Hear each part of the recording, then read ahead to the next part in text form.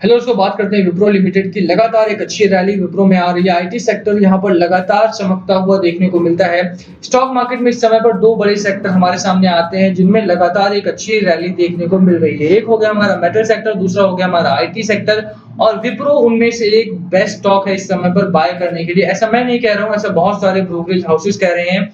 मेरी भी राय हालांकि सिमिलर ही है थोड़ी सी। बात करेंगे इस वीडियो में कि विप्रो को लेकर के कितनी बड़ी टारगेट्स हमारे सामने आ रहे हैं, शॉर्ट टर्म का टारगेट क्या होना चाहिए, लॉन्ग टर्म का टारगेट क्या होना चाहिए।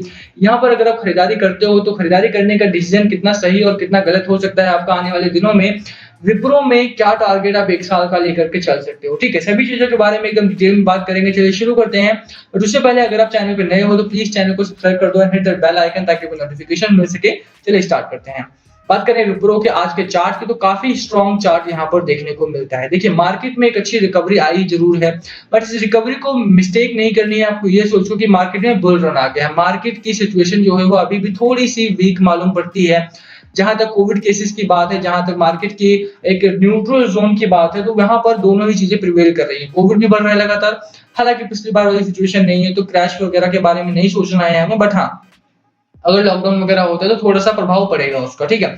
दूसरी चीज, अगर आप मार्केट को देखोगे तो मार्केट में 14,250 निफ्टी 50 और 14,850 के बीच में ही लगातार हमारा ये ट्रेड कर रहा है। जब तक कि निफ्टी 50 में 15,000 के ऊपर की क्लोजिंग नहीं आती है, तब तक बुल रन आने की संभावना थोड़ी सी कम है। यहाँ पर हो सकता है कि कल गिरावट भी हो जाए मार्केट में, ये देखते हुए, क्योंकि आप देखिए कि काफी हाई है मार्केट इस समय पर। काफी हाई से मेरा मतलब है कि जो 14,250 14,850 का लेवल है वहां पर पहुंचा हुआ है लगभग हमारा मार्केट, ठीक है। और लगातार यहीं से वो रिट्रेस करता है, लगातार यहीं से वो रिबाउंड करके पीछे जाता है, रिवर्स कर लेता है यहीं से। तो कल के दिन में क्या होने वाला है वो तो कल भी छोड़ देते हैं। अभी बात करेंगे विप्रो की। विप्रो में क्या खरीदारी करनी चाहिए या नहीं करनी चाहिए। तो देखो, अगर टेक्निकल्स को देखते हो आप यहाँ पर, तो एक्सपोनेंशियल मूविंग एवरेज 200 डे से लेकर के 500 डे मूविंग एवरेज के ऊपर हमारा स्टॉक ट्रेड कर रहा है। एक अच्छा यहाँ पर चार्ट पैटर्न हमें देखने को मिलता है।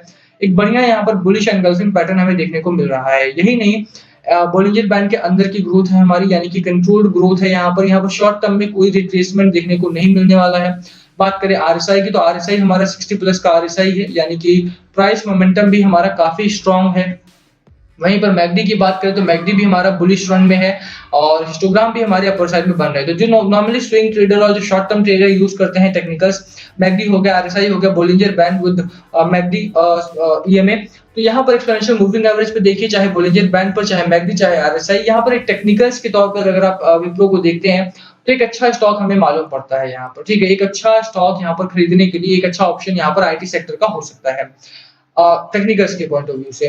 फंडामेंटली कंपनी वैसे ही बहुत अच्छी है। मैंने पिछले दिनों में वो काफी बड़े एक्विजिशन और मर्जर की खबरें सुनाई थी, चाहे वो ऑस्ट्रेलिया का रिसेंट एक्विजिशन हो, चाहे वो जर्मनी का रिसेंट एक्विजिशन हो, तो काफी बड़ी खबरें विप्रो में लगातार आती रही हैं। अभी इन्होंने नया एमडी भी अपॉइंट करा है, सारा एस करके, तो वो भी बहुत अच्छा काम करते हैं, उनका ट्रैक रिकॉर्ड बहुत अच्छा है, तो उससे भी काफी प्रभाव पड़ने वाला है विप्रो की कंपनी के ऊपर। ओवरऑल टेक्निकल्स के तौर पर आप देखिए, चाहे फंडामेंटल्स के तौर पर देखिए, विप्रो एक अच्छा बाय हो सकता है आपके लिए इस पॉइंट पर। एक तो इसलिए क्योंकि फंडामेंटल्स अच्छे हैं, दूसरा इसलिए क्योंकि टेक्निकल्स अच्छे हैं, तीसरा रीजन हमारा ये है क्योंकि इस समय पर अगर आप देखोगे तो स्टॉक जो है हमारा वो स्ट्रांगली बुलिश जोन में है। और जब कोई भी स्टॉक हमारा स्ट्रांगली बुलिश जोन में होता है, उसका मतलब होता है कि अगर आप उस टाइम पे उस स्टॉक को बाय करते हो तो बहुत जल्दी ही आप उसमें एक अच्छा प्रॉफिट बना सकते हो। बाय करने का लेवल क्या होना चाहिए मैं उसको आपको बताऊंगा यहाँ पर, किस लेवल पर, किस प्राइस पर आपको बाय करना चाहिए। बट अभी की अगर हम बात करें तो आप देखिए कि यहाँ पर टेक्निकल्स के तौर पे हमारा काफी बढ़िया स्टॉक है। एक जो बढ़िया खबर आई थी हमारे सामने उसकी भी बात कर लेते हैं। यस सिक्योरिटीज ने यहाँ पर बाय को विप्रो को लेकर के बाय टारगेट दिया था। टारगेट इनका 460 रुपए का है। कल की ये खबर है यस सिक्योरिटीज की तरफ से। इकोनॉमिक टाइम्स पर आप जाकर के पढ़ सकते हैं इसे।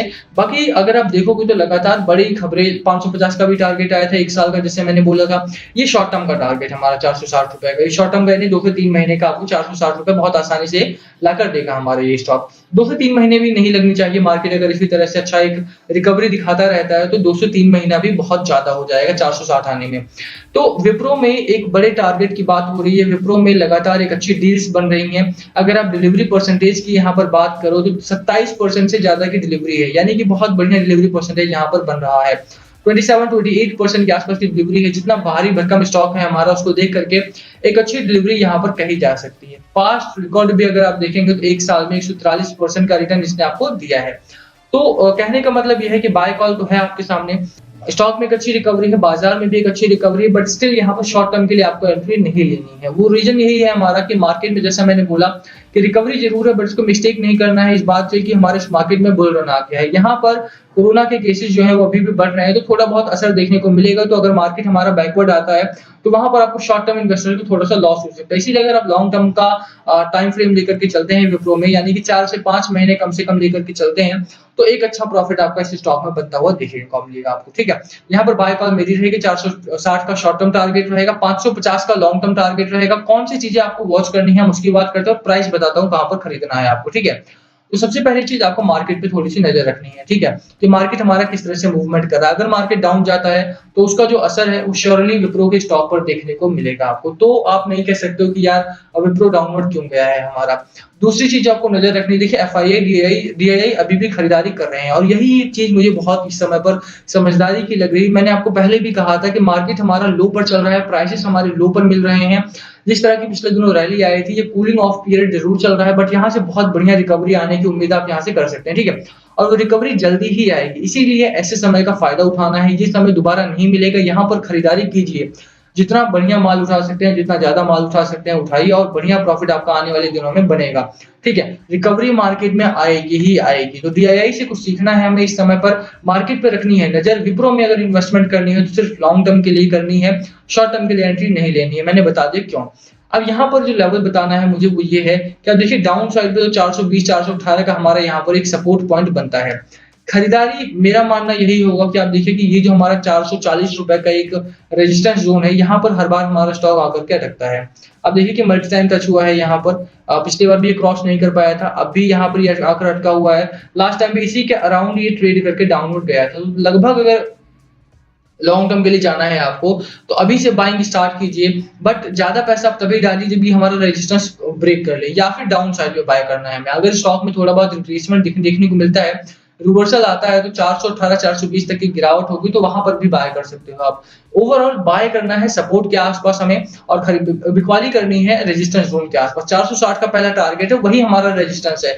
ये रेजिस्टेंस हमारा शॉर्ट टर्म का है, जो मुझे लगता है कि मार्केट हमारा रिकवरी के बाद टूटता हुआ देखने को मिलेगा बहुत जल्दी है। मुझे लगता है कि ये हमारा जो सपोर्ट है, मुझे लगता है कल रेजिस्टेंस हमारा ये ब्रेक हो जाएगा अगर मार्केट हमारा इसी तरह से रिकवर करता है तो। ठीक है, तो खरीदारी हमेशा सपोर्ट पॉइंट के आसपास करनी होती है हमें, और इसी के बाद 460 का टारगेट लेकर के आप खरीदारी कीजिए। विप्रो में मेरी खरीदारी करने की राय रहेगी। यहाँ पर अगर आप लॉस में हो तो भी आप यहाँ पर होल्ड करिए, स्टॉक को होल्ड करते हो तो एक बढ़िया प्रॉफिट आपका आने वाले दिनों में यहाँ पर बनेगा। ठीक है, इसी का वीडियो खत्म करें। लॉस कॉल आपका होना चाहिए, बाय करना है, सेल करना है या होल्ड करना है, क्या है आपकी स्ट्रेटजी, प्लीज कमेंट करके शेयर करना हमारे साथ। वीडियो पसंद आई हो तो वीडियो को लाइक कर देना, चैनल पर नए हो सब्सक्राइब किए बिना मत जाना। Thank you for watching and yes, कुछ पूछना हो तो प्लीज कमेंट बिलो, सभी कमेंट से रिप्लाई करने की कोशिश करेंगे। Thank you.